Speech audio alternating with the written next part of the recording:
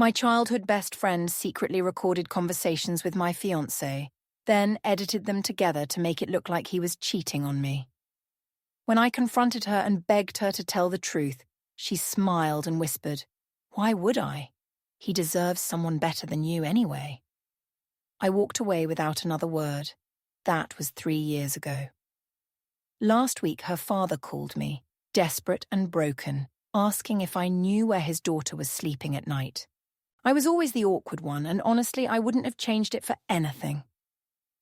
Back in middle school and high school, my best friend Victoria didn't just turn heads. She commanded entire rooms.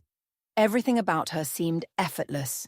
Copper-red hair that caught sunlight like fire, the kind of confidence that made teachers forget to mark her tardy, and a smile that could convince anyone of anything.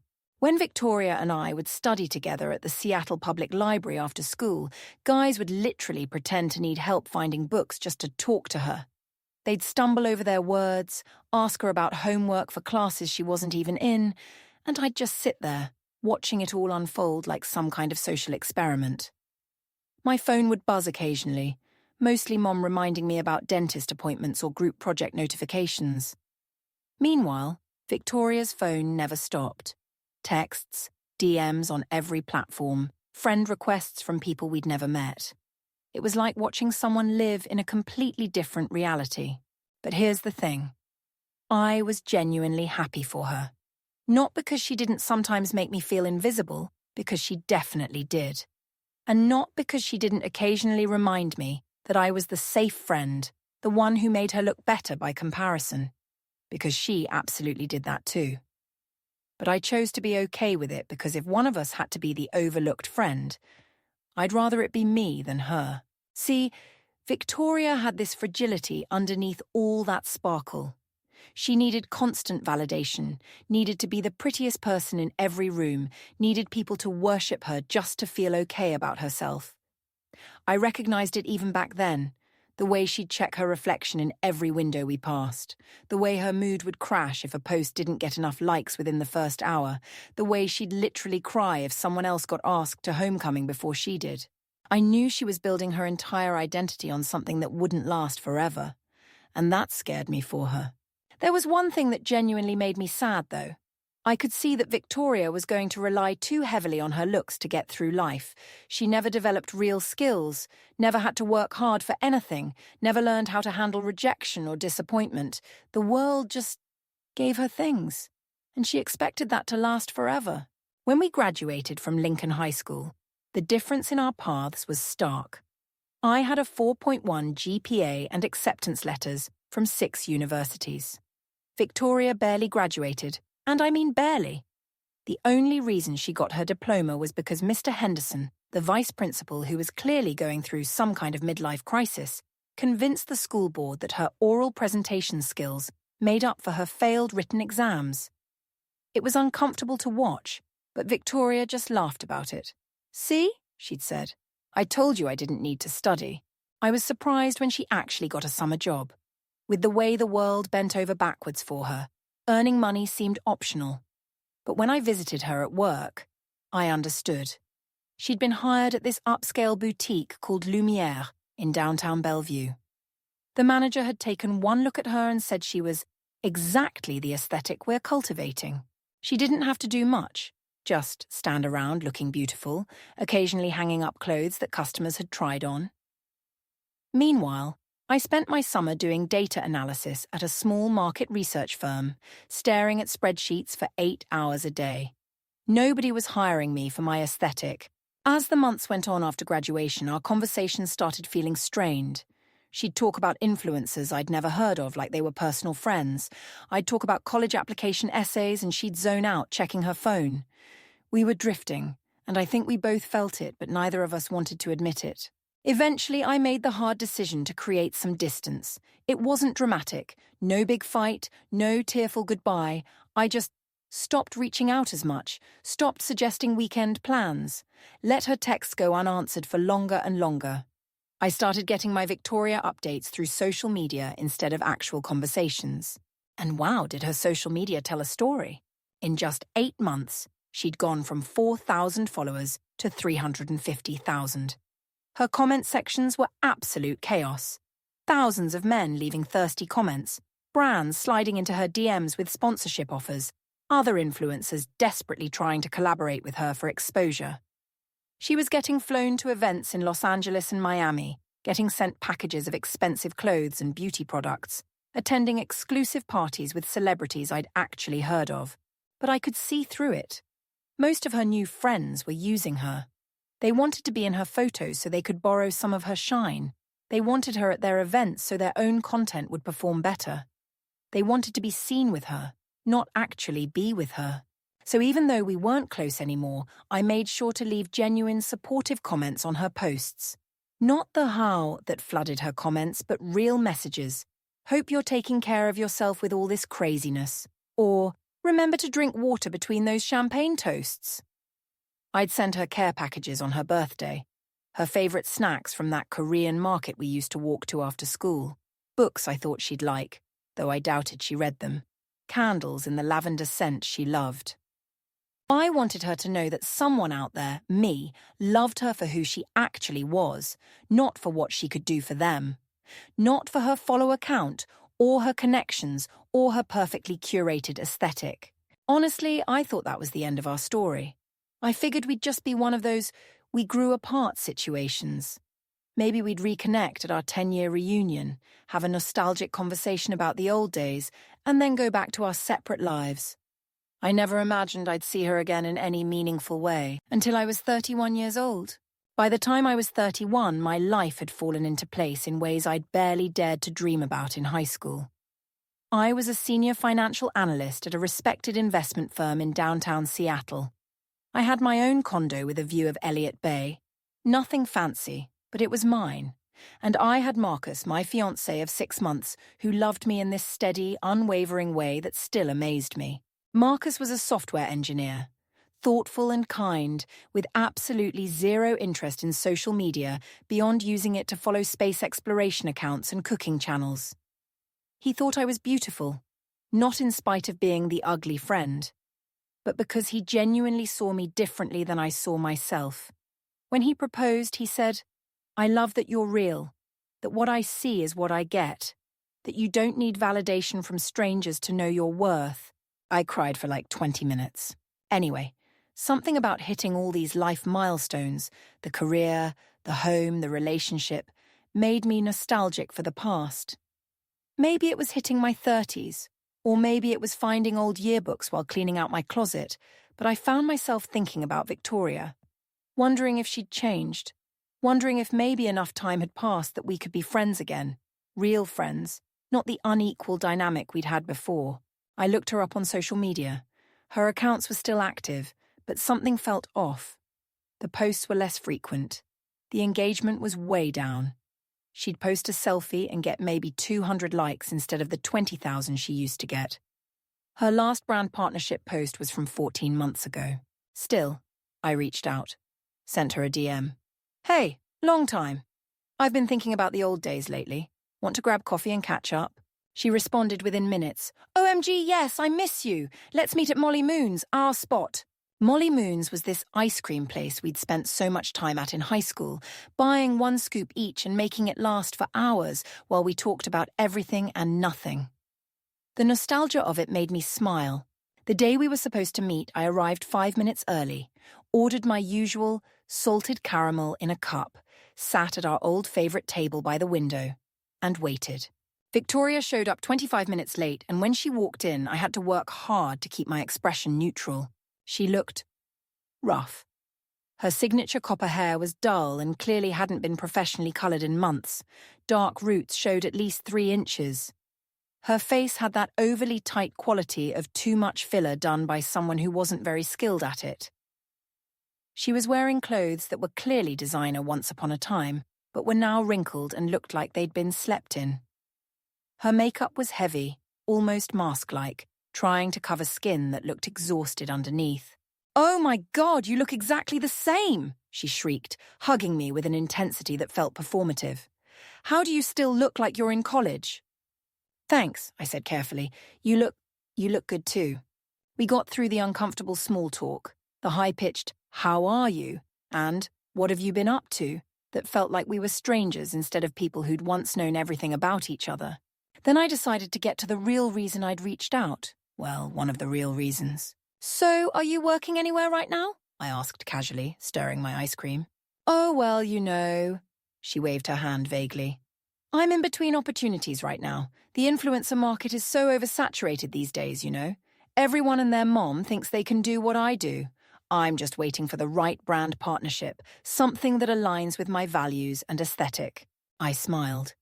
This was my moment. Actually, that's kind of why I wanted to meet up. I'm looking for an executive assistant, and I immediately thought of you. The pay is $78,000 a year with full benefits.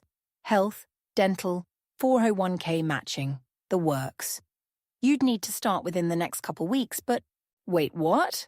She literally laughed in my face. "What do I look like to you? Some kind of charity case?" I stared at her, ice cream melting in my cup. She threw her head back and cackled, this wild, unhinged laugh that made other customers turn to look at us. "You can't be serious right now. Me, your assistant." "Victoria, I just thought..." No, I know exactly what you thought," she cut me off, her voice getting louder. "You thought poor little Victoria needs help. Poor little Victoria isn't doing well. Let me throw her some scraps from my boring corporate job. How generous of you." "That's not what I..." "Do you even know who I am?" She pulled out her phone, shoving it in my face. "I have 350,000 followers. Brands beg me to work with them. I've been to more exclusive events than you could ever dream of. I've partied with celebrities. I've been flown first class to Paris. And you want me to be your secretary?" I looked at her phone. The follower count was real, but when I glanced at her recent posts, the story was different. Her last post from 2 days ago had 847 likes. The one before that had 1,203. Her comments section was mostly bots and spam accounts. The DMs she accidentally showed me while scrolling were from years ago. "Victoria," I said gently, "when was the last time a brand actually paid you?" Her face went red. "That's none of your business." "I'm just trying to help." "I don't need your help." She stood up abruptly, her chair scraping loudly against the floor. "Just because you're some boring financial whatever with your boring job doesn't mean you get to feel superior to me. You were always jealous. Always. Even in high school when I was getting all the attention and you were just... there. I felt something snap inside me. I'd been patient. I'd been kind. I'd reached out with genuine care and got this thrown back at me. I stood up too. You know what, Victoria? You built your entire identity on being the hot girl. But looks fade, influencer fame is temporary, and now you're just expired. Nobody wants you anymore. Not brands, not followers, not the guys who used to fall at your feet. And instead of developing actual skills or building real relationships, you're still pretending you're 23 and relevant. Her mouth fell open. "Now do me a favor," I continued, picking up my purse, "and leave me alone. Go live your delusional influencer fantasies somewhere far away from me." I walked out before she could respond, my heart pounding. I sat in my car for 5 minutes, hands shaking on the steering wheel before I could even start the engine. I thought that was it. An ugly confrontation with an old friend, the final nail in the coffin of a friendship that had died years ago anyway. I'd go home, tell Marcus about it, and we'd move on with our lives. But Victoria wasn't done with me, not even close. In fact, that confrontation was just the beginning. For about 2 weeks after our disastrous meet-up at Molly Moon's, nothing happened. Life went back to normal. I buried myself in work. We were in the middle of analysing a potential acquisition for one of our biggest clients, and the spreadsheets were complex enough to keep my mind occupied. Marcus and I were planning a weekend trip to Victoria, the Canadian city, not my former friend. The irony wasn't lost on me. Looking at bed and breakfasts and making reservations at restaurants. I almost forgot about the whole thing. Then my phone started blowing up. It was a Tuesday morning. I was halfway through my commute, sitting on the light rail heading downtown, when the first text came in. Then another. Then another. My phone started vibrating so continuously that the woman next to me gave me an annoyed look. The texts were from co-workers. Is this real? What's going on? You need to see this. I opened my personal social media with shaking hands. Someone had created multiple fake accounts and had been posting for hours. Screenshots of text conversations I'd supposedly had. Conversations that never happened. In them, I admitted to plagiarizing major reports at work. I bragged about manipulating data to make our firm's investments look better than they were. I even claimed to have slept with a client to secure a deal. The screenshots looked real. They had my profile picture, my phone number, timestamps that seemed legitimate. But I'd never sent any of these messages. Every single word was fabricated. The accounts had tagged my company, our biggest clients, even industry watchdog accounts. The posts had been shared dozens of times already. I got off at the next stop and called my boss, Diane, from the platform. I was just about to call you, she said, her voice tight. Don't come into the office yet. We need to figure this out first. I spent the next 4 hours at a coffee shop, downloading every text conversation I'd had from the past year, gathering emails, pulling up login records to prove I couldn't have sent these messages. My hands were shaking so badly I could barely type. Marcus left work early to sit with me, bringing me food I couldn't eat, and just being there while I fought to save my career. By the time I got called into an emergency meeting with Diane and HR that afternoon, I had a thick folder of evidence. They believed me. Thank God they believed me. But they said we needed to address this carefully. A formal statement needed to go out. I'd need to report this to the police as identity theft. The company's legal team would get involved. That night, I got a notification that someone had tried to log into my email. Then my bank account. Then my investment accounts. They were using old security question answers. My first pet's name, my mother's maiden name, my high school mascot. Information that Victoria would absolutely know. I stayed up until 4 a.m. changing every single password I had, setting up two-factor authentication on everything, calling my bank's fraud department, freezing my credit reports.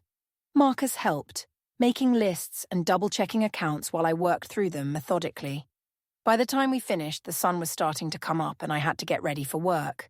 I went in on 3 hours of sleep, mainlining coffee and trying to act normal while my entire world felt like it was crumbling. The attacks didn't stop, they just evolved. A week later, my neighbor, Mr. Patterson, mentioned something that made my blood run cold. Your friend seems really sweet, he said while we were both checking our mail in the lobby. What friend? The redhead. She said she was planning a surprise party for you.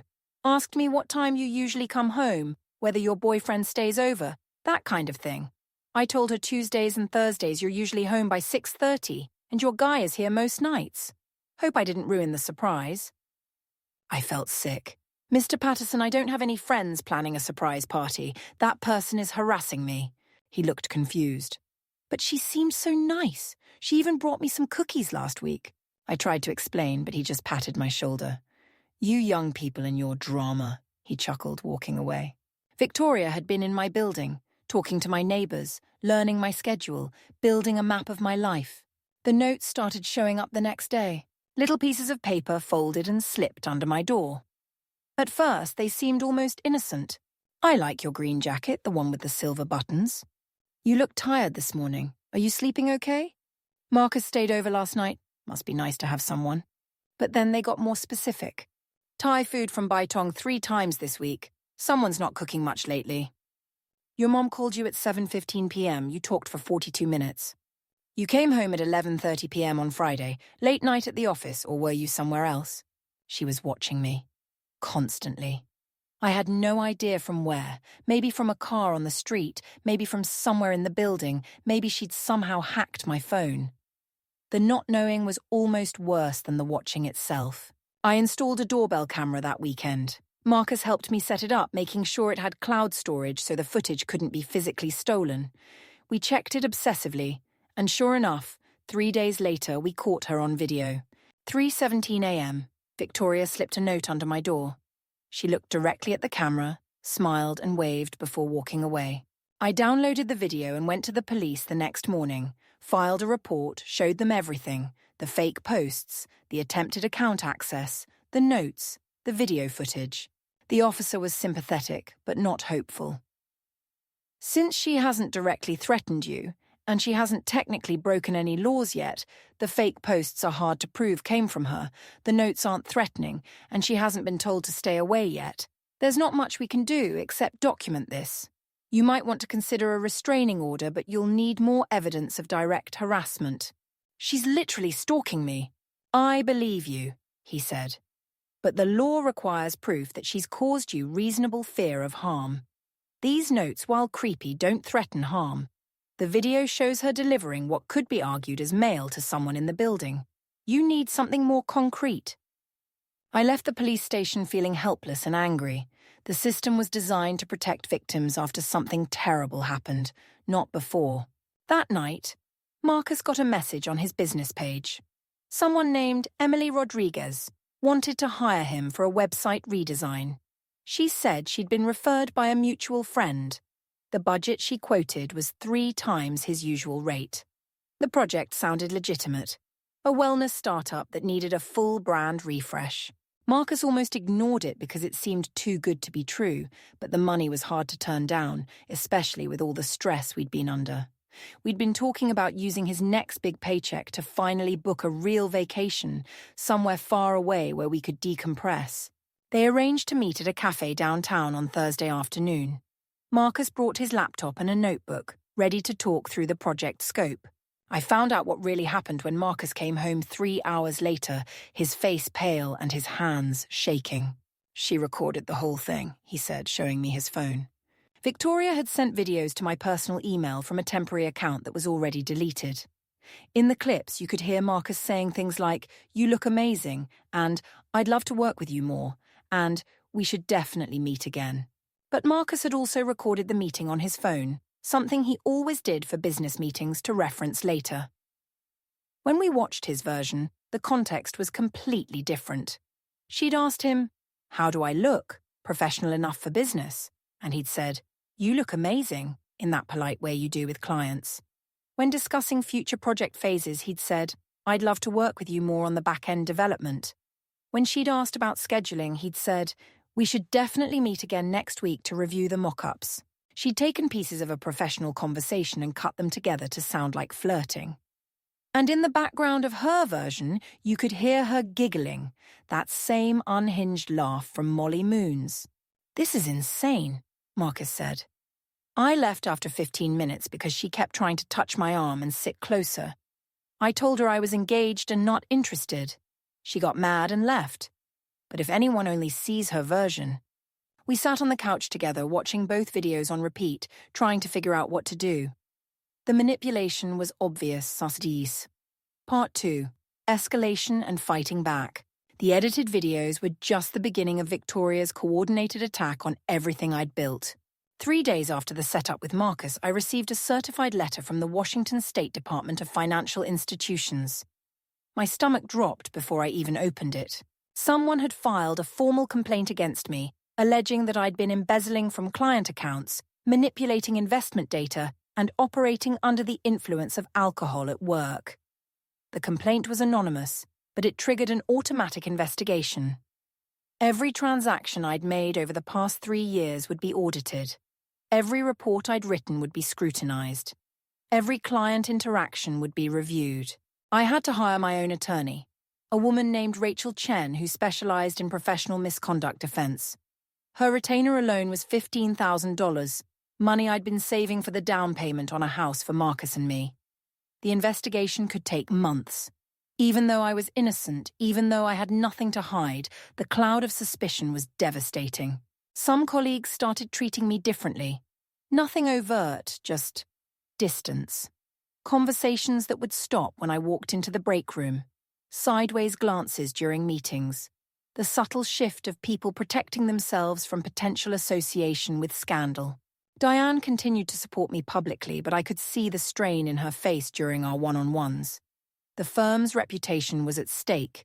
If this investigation went badly, it wouldn't just affect me. It would affect everyone.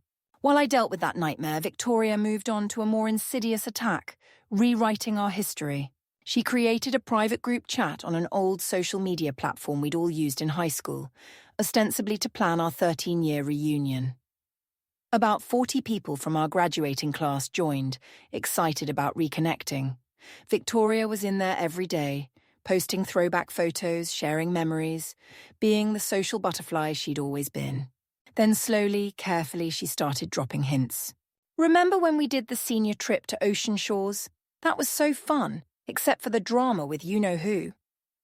She'd post a photo of a group of us on the beach, conveniently cropped to exclude me. It's so nice to reconnect with people who were actually genuine in high school. Not the ones who pretended to be your friend, but were just using you. She'd post this with a gif of someone rolling their eyes. Anyone else remember that situation with the Valentine's Day dance, when someone spread those rumors about me? Yeah, that person. She never said my name, but she didn't have to. Then came the direct accusations, dropped like bombs in casual conversation. I never told anyone this before, but do you all remember when I was dating Jake Martinez junior year? Someone told him I was cheating on him with his best friend, completely made up, but it destroyed our relationship. I found out years later it was because she wanted him for herself. Jake Martinez, my boyfriend for 3 months in 11th grade, who Victoria had absolutely tried to steal multiple times. The irony was suffocating. More posts followed. Some people were so jealous of me in high school that they'd literally sabotage me, spread rumors, talk behind my back, make fun of my family's financial situation. It was relentless bullying, but I was too nice to say anything back then. My phone started lighting up with messages from people I hadn't talked to in over a decade. Wow, I had no idea you were like that in high school. I always thought you were so nice, but I guess people hide who they really are. You should apologize to Victoria. She's clearly still hurt by what you did. I wanted to scream. She was completely rewriting reality, turning herself into the victim and me into the villain. And people were believing her. I could have stayed silent, let her spin her narrative to people who didn't matter to my current life. But I'd learned something important over the past few weeks. Documentation is everything. I dug out my old yearbook, the one I'd almost thrown away multiple times during moves. Started flipping through pages, looking at the signatures and notes people had written. Found Victoria's message on the last page. To my favourite sidekick. Thanks for always making me look good and never competing with me for guys. You're the best wingwoman a girl could ask for. Stay ugly. JK. But not really. Love you. XOXO. Victoria. I took a photo of it and posted it in the group chat without comment. Then I found my old external hard drive, the one with thousands of photos from high school that I'd backed up and forgotten about. Started going through them systematically, looking for evidence of who Victoria really was. Found a video from a party senior year. Victoria clearly drunk, pointing at me and saying to a group of guys, "See her, that's what happens when you don't try. But hey, someone has to be the ugly friend, right?" Everyone laughing while I stood there, face red, trying to laugh along like it was a joke. Found another video from Spirit Week, Victoria mocking my outfit in front of the whole lunch table. Did you get that from Goodwill? Or did Goodwill reject it first? More laughter while I tried to shrink into invisibility. Found photos where Victoria had deliberately made me look worse, taking pictures mid-blink, from bad angles, then posting the ones where she looked flawless and I looked ridiculous. I created a compilation, posted it in the group chat with a simple caption. Since we're sharing memories, here are some of mine. You decide who the real bully was. The chat exploded. People who'd defended Victoria suddenly went quiet. Others started sharing their own stories. Oh my God, I forgot about this, but Victoria used to rank us all by attractiveness and tell us our scores. She told everyone I stuffed my bra in 10th grade, completely made up, but people believed her. She deliberately broke up my relationship with David because she wanted to date him, then dumped him 2 weeks later. She stole money from my locker and blamed it on the janitor. He almost got fired. The tide turned fast. Victoria tried to defend herself, claiming the videos were taken out of context, that we were all just joking around, that teenagers say stupid things. But the evidence was overwhelming when multiple people started backing up similar stories. She left the group chat, deleted her posts, but screenshots lived forever and people had already saved everything. For a brief moment I felt vindicated, like maybe the truth mattered after all. But Victoria wasn't done. Not even close. If anything, being exposed just made her more desperate and dangerous. 3 days after the group chat explosion, Victoria showed up at my workplace. I was in a crucial presentation with a potential client, a tech startup looking to invest $2 million in expanding their operations. The conference room was full. My boss, 3 partners from the firm, the startup's CEO and CFO, and their board members. We were 40 minutes into a detailed pitch when our receptionist, Kimberly, interrupted, looking flustered. "I'm so sorry," she said, "but there's a woman in the lobby causing a scene. She says she has an emergency appointment with you and won't leave." "Tell her I'm in a meeting," I started, but she cut me off. "She's getting loud. Security is on their way, but she's saying things about you that clients are hearing." My face went hot. I excused myself and practically ran to the lobby. Victoria was there, dressed in clothes that looked like she'd been wearing them for days. Her hair wild, her makeup smeared. But she was performing for an audience. The lobby was full of clients and visitors, all watching this unfold. "Finally!" she screamed when she saw me. "You've been avoiding me for weeks! You owe me $50,000 and you think you can just ghost me?" "Victoria, leave now. Don't play innocent." She was crying now, big dramatic tears. "Everyone needs to know what kind of person works here. She stole from me. Thousands of dollars for a business venture we were supposed to do together, and then she just kept it all." Security was trying to escort her out, but she was making it as difficult as possible, going limp, grabbing onto furniture, making them practically drag her. "She's a thief, a liar. Ask her about the clients she's embezzled from. Ask her." Everyone in the lobby was recording on their phones. This would be online within minutes. It took 10 minutes to get her out of the building. By the time I got back to the conference room, the mood had completely shifted. The startup's CEO was uncomfortable. My boss was furious. The presentation was effectively over. After they left, without committing to work with us, my boss pulled me into his office. "I know this isn't your fault," Diane said, rubbing her temples. "I know you're being harassed, but this is the 3rd major incident that's affected our business. The fake posts, the investigation, now this physical disruption. The partners are concerned. I'm getting a restraining order." "That's good. Do it quickly. Because if this continues to impact the firm's operations and reputation, we're going to have a different conversation. One I really don't want to have." I understood. They were patient, but their patience had limits. If Victoria kept affecting their bottom line, they'd have to let me go. That night, I sat at my kitchen table with Marcus, surrounded by printed emails, screenshots, videos, police reports, and witness statements. We'd been documenting everything for weeks now. It was time to use it. We created a comprehensive timeline. May 15, first meeting at Molly Moon's hostile confrontation. May 17, fake social media posts begin appearing. May 18 to 20, attempted account breaches, email, banking, investment accounts. May 23, Victoria spotted in building by Mr. Patterson gathering information. May 25, first note appears under door. May 25, June 10th, 23 notes total, showing surveillance and stalking. June 3rd, Victoria on camera delivering note at 3:17 a.m. June 8th, set up meeting with Marcus, secretly recorded and edited. June 12th, formal complaint filed with state regulatory body. June 15th, 18, social media campaign to damage reputation. June 20th, physical disruption at workplace. Marcus helped me organize everything chronologically, creating a narrative that showed clear escalation. We printed everything triple. 1 copy for my lawyer, 1 for the police, 1 for the restraining order application. I started looking more carefully at Victoria's current situation. I wasn't stalking her. I was protecting myself by understanding what I was dealing with. Her social media was barely active now. The last post was from 3 weeks ago, a throwback photo from her influencer days captioned, "Better Days." It had 412 likes and 3 comments, all bots. I checked her tagged photos. Someone had posted a photo of a car matching hers at a 24-hour gym, with a caption complaining about people living in their vehicles in the parking lot.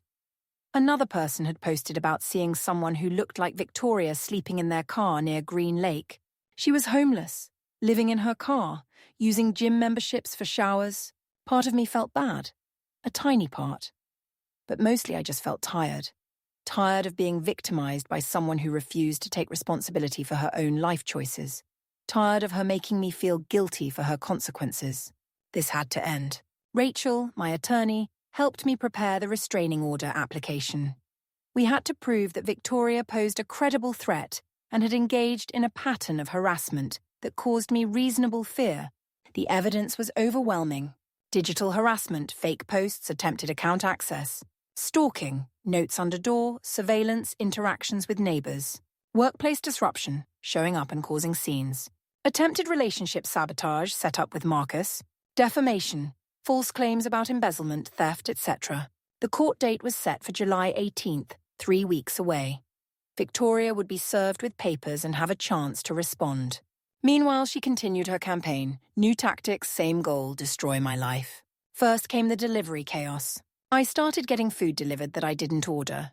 Pizza at 1 a.m. when I was trying to sleep. Indian food at 5:30 a.m. when I was getting ready for work. Thai food during a video call. Always from different restaurants, always with notes saying it was prepaid by a friend.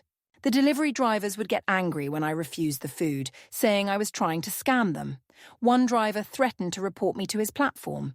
Another left the food on my doorstep anyway, and it attracted raccoons that knocked over my neighbor's garbage cans. Then came the service calls. Plumbers showing up claiming I reported a burst pipe that was flooding the apartment below mine. Electricians saying I'd called about sparking outlets. HVAC technicians insisting I'd complained about a gas leak. Appliance repair people coming about a supposedly broken dishwasher. All fake calls. All from burner phones. All using slightly wrong versions of my name and apartment number. Close enough that they seemed legitimate, but different enough that Victoria could claim it was someone else. Mr. Patterson, my elderly neighbour, was getting increasingly annoyed. The building manager, Lisa, threatened to fine me for the disturbances and mentioned that repeated issues could be grounds for lease violation. Victoria was trying to get me evicted through sheer chaos. Marcus started staying over every night to help manage the insanity. We developed a system. One of us would work while the other dealt with whatever disaster arrived at the door. We took shifts sleeping. I was running on 4 hours of sleep most nights, exhausted but determined not to break. 4 days before the court hearing, Marcus noticed something while reviewing our compiled evidence. "Look at this," he said, pulling up one of Victoria's old fundraising posts. "She says here that you got her evicted last month through harassment. But look at this public record." He pulled up a county court database. "She was evicted 4 months ago, 3 months before you even met at the ice cream place." I looked closer. He was right. Victoria's whole narrative didn't add up chronologically. We dug deeper into public records, something I probably should have done weeks ago. Found a trail of financial destruction, eviction from her apartment, judgment for $12,000 in back rent, and damages, filed February 15th before we'd reconnected. 3 credit card judgments totaling $47,000. Car repossession for unpaid auto loan filed January 3rd. Judgment from former roommate for $3,500 in unpaid utilities and property damage. Multiple small claims judgments from vendors, service providers, and individuals. Victoria wasn't just broke, she'd been in financial freefall for over a year. When her influencer income dried up, she'd apparently been living on credit cards and loans, maintaining the illusion of success while everything collapsed behind the scenes. When she couldn't get more credit, she'd turned to friends and family. When they cut her off, she'd moved on to acquaintances and former friends. I wasn't special or specifically targeted. I was just the next person who'd shown kindness at the wrong moment, someone who had something she wanted. Stability, a career, a relationship, a life that worked. The court date arrived on a grey, drizzly Seattle morning. I wore my best suit, the charcoal grey one I saved for the most important meetings. Marcus came for moral support. Rachel carried a thick folder of evidence. My boss, Diane, had volunteered to testify about the workplace disruption. Victoria showed up 30 minutes late, looking like she'd slept in her car, which she probably had. Her hair was greasy, pulled back in a messy ponytail. She wore a wrinkled blazer over jeans that were dirty at the hems. No makeup, no jewelry. No trace of the Instagram perfect image she'd worked so hard to build. She was representing herself, couldn't afford an attorney or couldn't find one willing to take her case. The judge was a stern woman in her 60s named Judge Martinez. She reviewed our evidence methodically, occasionally asking clarifying questions, but mostly letting the documentation speak for itself. When it was Victoria's turn to respond, she stood shakily gripping the table. "Your Honor, we were best friends since we were 14, she began, her voice trembling. I helped her through high school. I made her popular. Without me, she'd have been nobody. And when I fell on hard times, when I needed help, she abandoned me. I asked her for a loan, just to get back on my feet, and she refused. So I might have gotten upset, but she owes me for everything I did for her growing up." Judge Martinez raised an eyebrow. "Ms. Morrison, do you have any evidence of this loan request or debt?"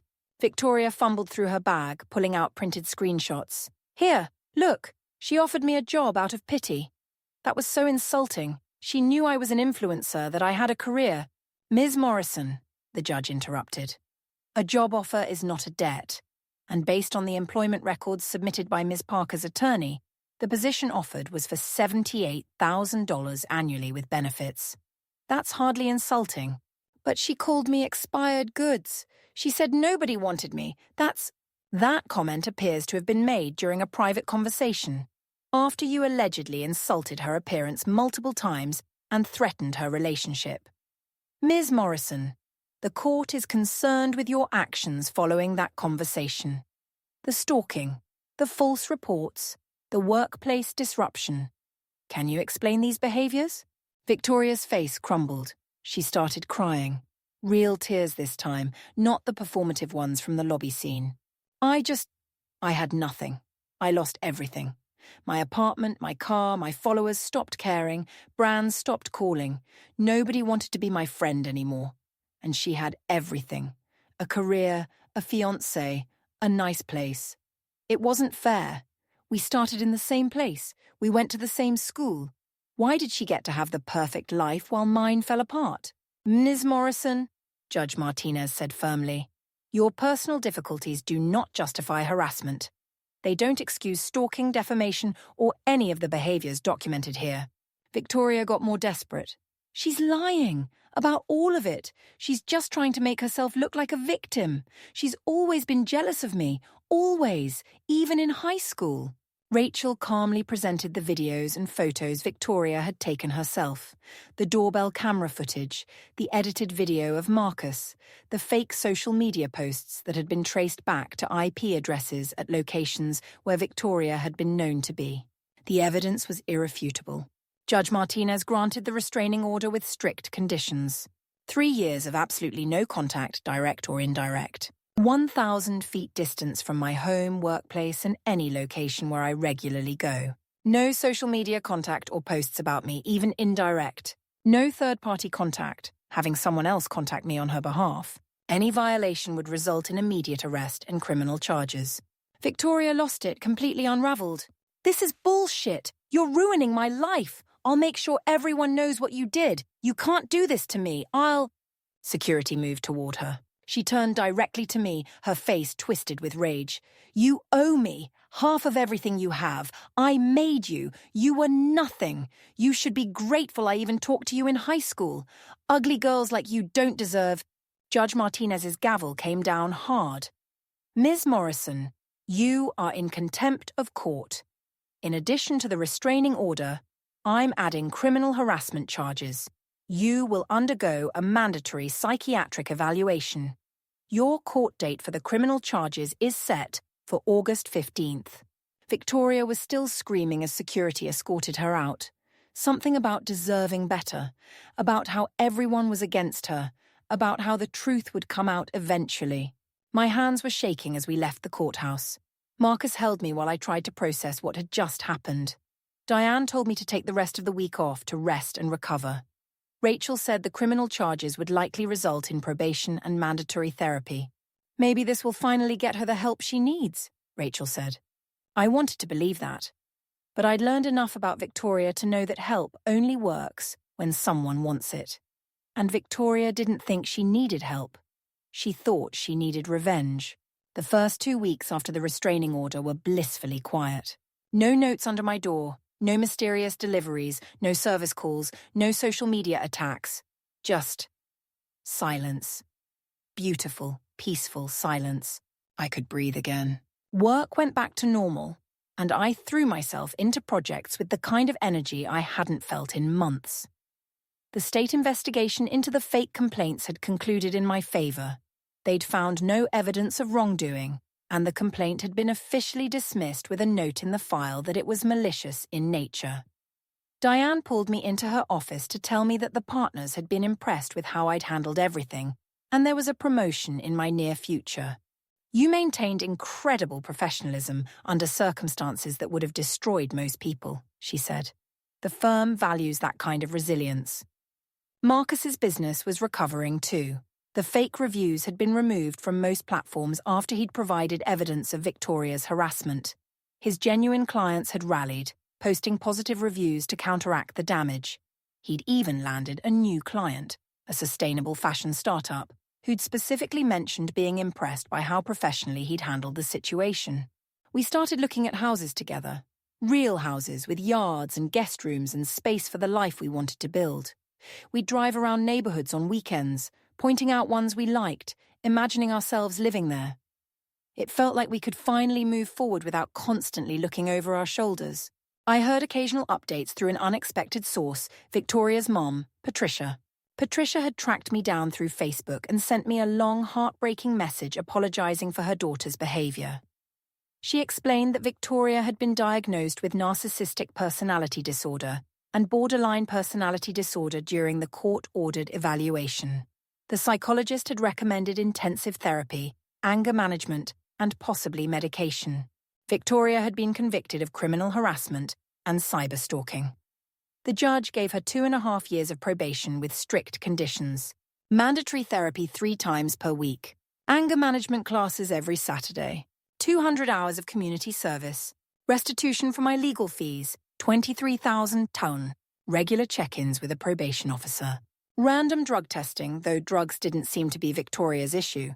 Patricia said Victoria was living with them now in their basement. She'd gotten a job at Macy's in the women's clothing department, her first real W-2 job in over 4 years. The therapy seems to be helping, Patricia wrote. She's starting to acknowledge some of her behaviors, though she still has a very long way to go. Her therapist is working on her relationship patterns and her sense of entitlement. She even wrote apology letters to several people she's hurt, though her therapist advised her not to send them yet. I asked if Victoria had written one to me. Yes, Patricia replied, but I completely understand if you never want to see it. What she did to you was unforgivable. I just wanted you to know that we're trying to get her help. I told Patricia that maybe someday I'd be ready to read it. Not now. Probably not for a long time. But maybe eventually when enough time had passed and the wounds weren't so raw. Marcus and I found a house we loved, a 1950s craftsman in the Wallingford neighborhood, with a big backyard and a maple tree that was probably older than both of us combined. We made an offer. It was accepted. Life was good, really genuinely good. I should have known it wouldn't last. It started small, so small I almost missed it. A LinkedIn request from someone named V. Moreno. The profile was sparse but looked professional. Digital marketing consultant, connections with people I knew from my industry. The profile photo was generic, could have been anyone. The account was created 2 weeks earlier. I almost accepted it before I noticed the location, Seattle, Washington. Same city as Victoria. I blocked it immediately. Then came the Amazon packages. Random items I hadn't ordered started arriving at my new house. A set of kitchen knives. A yoga mat in a color I'd never choose. Phone accessories for a model I didn't own. Dietary supplements for conditions I didn't have. Each package with a gift note. Hope this helps. J. The first few times I just returned them to sender. But they kept coming. Different items. Always from J. The delivery drivers got annoyed with me when I refused packages, insisting they were prepaid gifts. Marcus started getting strange follower requests on his business Instagram. Accounts with no posts, no profile pictures, just random username strings. They'd view his stories and then disappear when he tried to check their profiles.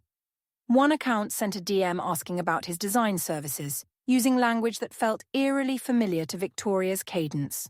Then my mom called. "Honey, I got the strangest message on Facebook," she said. "Someone claiming to be your old roommate from college. Said they wanted to reconnect for your birthday next month, but I thought you lived alone after freshman year." "I did. What did you tell them?" "I said they should contact you directly, and I blocked them. Something felt off about it." My mom had good instincts. I looked up the account. Profile picture was a stock photo, friends list was empty, created 3 days ago. Victoria was testing the restraining order, seeing how close she could get without technically violating it. Using fake names, targeting people around me instead of contacting me directly, staying just inside the boundaries of the law.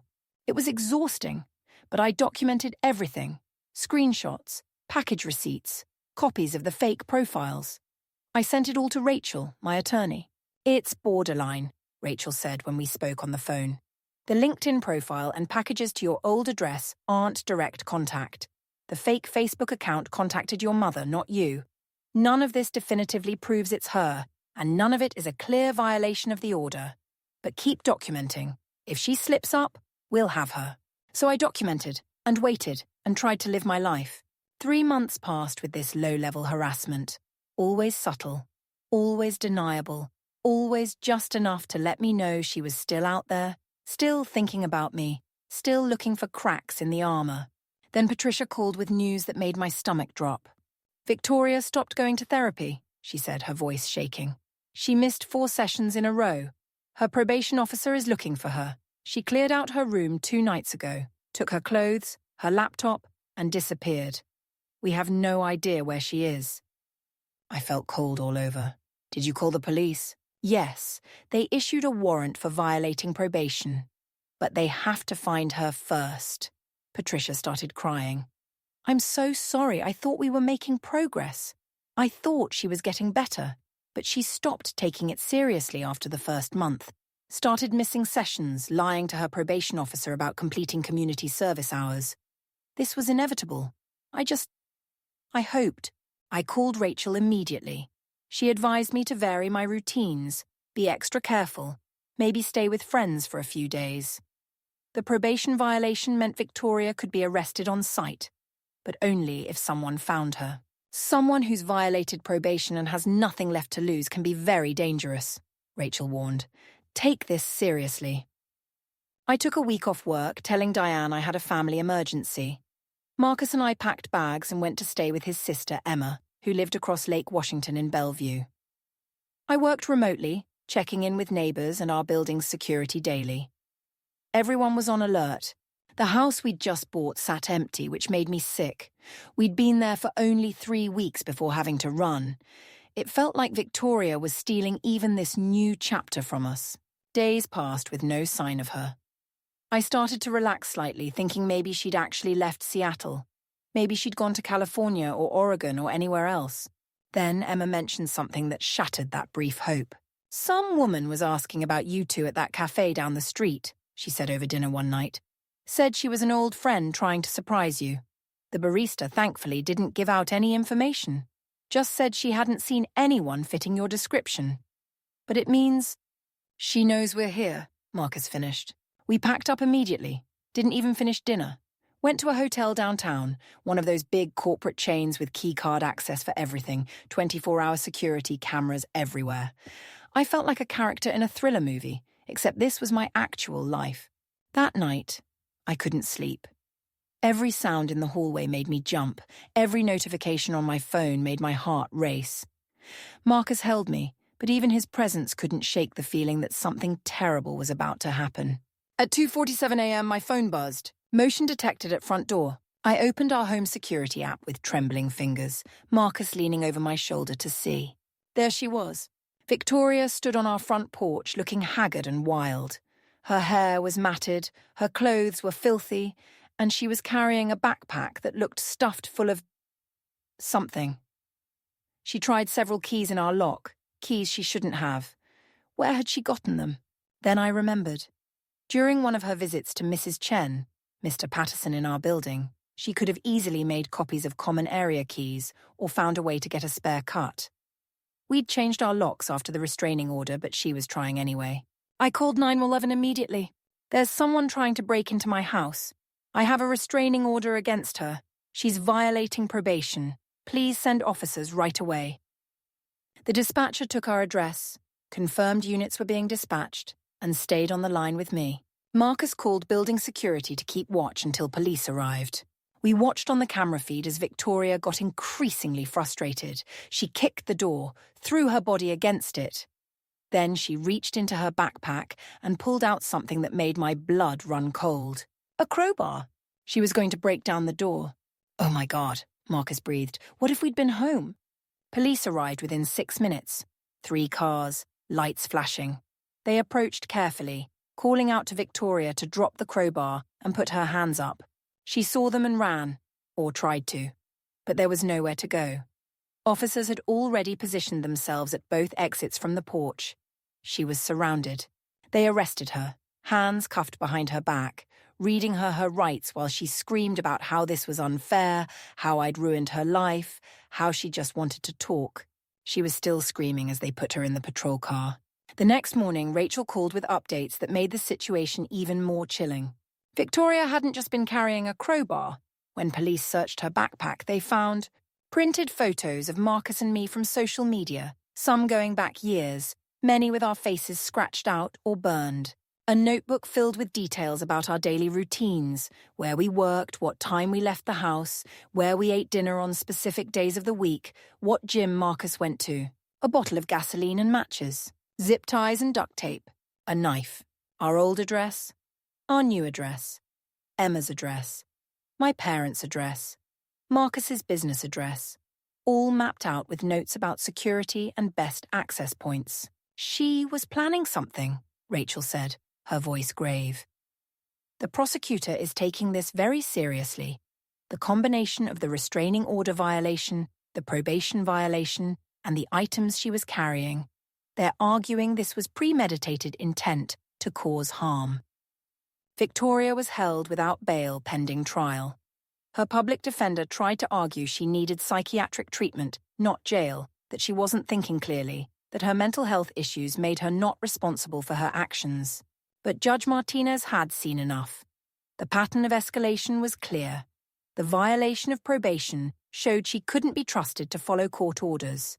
The evidence of planning showed this wasn't an impulsive act, born of mental illness.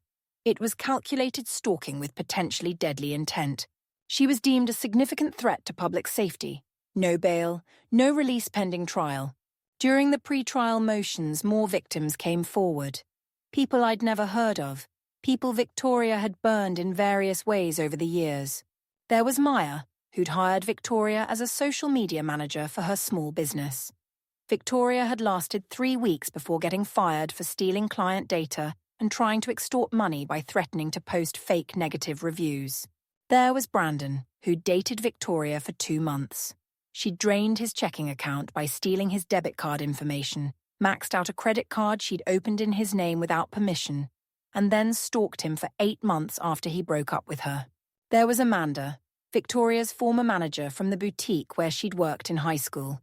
She testified that Victoria had been stealing from the register and blaming it on other employees, causing 2 innocent people to be fired before they caught her on camera. The prosecution built a devastating case. Victoria was a serial manipulator and predator who'd been hurting people for over a decade. Each victim fit a pattern. Someone who'd tried to help her, someone who had something she wanted, someone she then exploited and attacked when they set boundaries. The trial itself was mercifully quick. The evidence was overwhelming. Doorbell camera footage of the attempted break-in, the contents of her backpack, the notebook detailing her stalking, the history of harassment and restraining order violations, testimony from multiple victims painting a picture of consistent, calculating predatory behavior. Victoria tried to play victim one last time, took the stand against her attorney's advice and claimed we were all lying, that we were jealous of her, that society persecuted beautiful women who were confident, that she was the real victim of a massive conspiracy. The prosecution destroyed her on cross-examination, showed that most of her beautiful, confident life had been a lie, showed the financial records of debt and theft, showed the pattern of destroying people who'd tried to help her. The jury deliberated for 90 minutes. Guilty on all counts. Felony stalking. criminal harassment, violation of a restraining order, attempted breaking and entering, violation of probation, identity theft from all the fake profiles. Judge Martinez sentenced her to 4 years in state prison. No early release eligibility. Mandatory continuation of psychiatric treatment while incarcerated. Additional restitution to all victims. When she was eventually released, she'd have 5 years of supervised probation with even stricter conditions. Victoria screamed at the judge, at me, at everyone. Security had to physically remove her from the courtroom while she yelled about how we'd all pay for this, how she'd make sure everyone knew the truth, how we were destroying an innocent person. Her screams echoed down the courthouse hallway even after the doors closed. The weeks following the sentencing were strange. I kept expecting something else to happen. Some other attack, some other person Victoria had recruited to harass me, some final act of revenge. But there was nothing. Just silence. Real silence this time. Permanent silence. Marcus and I finally moved into our house properly. Unpacked all the boxes we'd left sealed during the chaos. Painted the bedroom a soft sage green. Planted vegetables in the backyard garden. Made it ours. We installed a comprehensive security system. Cameras, alarms, the works. Maybe it was overkill, but I needed to feel safe in my own home again. Needed to be able to sleep without jumping at every sound. Slowly, life returned to normal, real, sustainable normal. My career thrived. That promotion Diane had mentioned, it came through. I was made senior partner at the firm, youngest person in the company's history to reach that level. The recognition felt good, but more importantly, I'd proven to myself that I could weather a crisis without falling apart. Marcus's business expanded. He hired 2 employees, a junior designer and a project manager. His client list grew. He started teaching weekend workshops about web design at the local community college. Watching him thrive made me happier than almost anything else. We got married the following spring. Small ceremony in our backyard under the maple tree, just family and close friends. No drama, no unexpected guests, no one trying to ruin our day. Just love and commitment and the people who actually mattered. It was perfect. Through Patricia, I heard occasional updates about Victoria's incarceration. She'd been difficult at first, multiple write-ups for refusing to follow rules, getting into conflicts with other inmates, trying to manipulate guards. But the mandatory therapy was continuing, and apparently, she was slowly starting to engage with it more seriously. Rock bottom looks different for everyone, her therapist reportedly said. For Victoria, it was a prison cell and absolutely no one left to manipulate. Patricia sent me one last message about a year after the sentencing. Victoria completed a major milestone in her therapy program. She wrote genuine apology letters to everyone she's hurt, not the performative ones from before, but real acknowledgement of the damage she's caused. Her therapist reviewed them and said they show real progress. She wanted me to tell you that she understands if you never want to read yours, and she's not asking for forgiveness or a response. She just wanted you to know it exists if you're ever ready. I told Patricia I'd think about it, maybe someday, but not yet. Mr. Patterson, my old neighbour from my previous apartment, passed away peacefully that summer at 87. At his funeral, his daughter mentioned how grateful he was to have had good neighbours like Marcus and me, how we'd helped him feel safe and cared for in his final years. Even in death, Mr. Patterson was looking out for us, making sure his family knew we were the good ones. I still have that old photo of Victoria and me at the beach during high school. It's in a memory box in our closet with other artifacts from that time. Yearbooks, graduation programs, ticket stubs from concerts, friendship bracelets. Reminders of a simpler time when your biggest worry was passing biology and whether your crush liked you back. Before you learned that some people's problems are bigger than your capacity to help them. Before you understood that kindness without boundaries can be dangerous. Before you realized that walking away from toxicity isn't cruel, it's survival. But I don't dwell on it. Life is too good now. I have real friends who support me without keeping score. A husband who loves me for exactly who I am. A career I built with my own intelligence and hard work. A home that's a sanctuary, not a fortress. A future that's mine to build. And yeah, by Victoria's old standards, I'm still probably the ugly friend. My hair still frizzes in Seattle humidity. I'll never have a perfectly flat stomach. My skincare routine is still just face wash and moisturizer. My idea of getting dressed up is wearing pants that aren't jeans, but I'm more than okay with that. I'm happy with it, because I learned something Victoria never could. Real worth isn't measured in followers or likes or how many people want you. It's measured in how you treat people when you have nothing to gain. It's about building others up instead of tearing them down to make yourself feel taller. It's about being someone people can trust, someone who's genuine, someone whose presence improves the world instead of poisoning it. Victoria is getting out of prison next year. Patricia says she's genuinely different now, quieter, humbler, working in the prison library and taking college courses online. She's planning to move to Portland when she's released, start fresh somewhere without the history and reputation she built here. I hope she's really changed. I hope she's learned to be a real person instead of a carefully curated image. I hope she finds peace and builds authentic connections.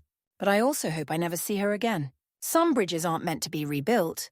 Some people aren't meant to stay in your life. And that's not just okay. That's healthy. That's wisdom.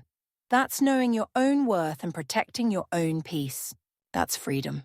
I'm writing this from our back porch, watching Marcus teach our daughter how to plant tomatoes in the garden. She's 3 years old with her father's thoughtful eyes and my stubborn determination. She's wearing tiny rain boots even though it's sunny because she insists they're adventure boots that work for all occasions. Work is good. I made executive partner this year.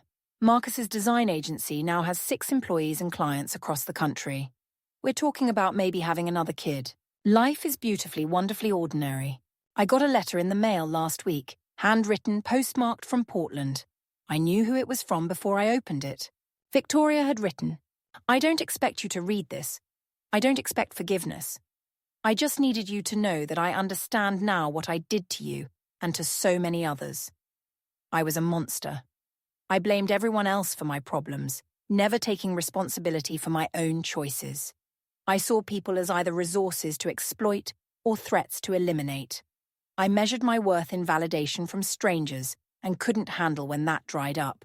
Therapy in prison saved my life. Not the kind where you just complain and they nod. The real kind where they make you confront the ugliest parts of yourself until you can't lie anymore. I have narcissistic personality disorder and borderline personality disorder. I'm on medication now. I do DBT therapy 3 times a week. I'm learning to build a real identity instead of a fake one. I work at a nonprofit helping other women transition out of incarceration. I live in a shared apartment with 3 roommates. I deleted all my social media. I'm learning to measure my worth by how I treat people, not by how they see me. I know this doesn't fix anything. I know I destroyed years of your life. I'm paying restitution, $23,000 so far, $8,000 to go. But money doesn't repair trauma.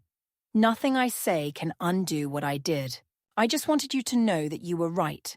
I was expired. Not because I wasn't pretty anymore, but because I'd built everything on a foundation of sand. You were the one person who tried to help me, and I tried to destroy you for it. I hope you're happy. I hope you have everything you deserve, and I hope you never have to think about me again. Victoria, I folded the letter and put it back in the envelope. Maybe someday I'll respond. Maybe I won't. Either choice is okay. Marcus called me from the garden. "Babe, come see what Elena planted." I got up, leaving the letter on the porch table, and went to see our daughter's crooked row of tomato seedlings, planted with 3-year-old enthusiasm and 0 regard for spacing or depth. She was so proud. "Look, Mama, they're going to be giant." They sure are, baby. That's the thing about gardens and life. You get to choose what you plant, what you nurture, and what you let go. You get to decide which relationships deserve your water and sunlight, and which ones need to be pulled out by the roots before they strangle everything good. Victoria taught me that lesson in the hardest way possible, but I'm grateful for it anyway. Not grateful for her, or for what she did, but grateful for what I learned. That I'm stronger than I thought. That boundaries aren't mean, they're essential. That walking away from toxicity isn't giving up, it's choosing yourself. That your worth doesn't come from how others see you, but from who you are when no one's watching. These are lessons worth the cost. And now I'm going to teach them to my daughter so she never has to learn them the way I did. The tomatoes will grow, the garden will flourish, and life will be good, because that's what happens when you pull the weeds and tend to what matters. You bloom.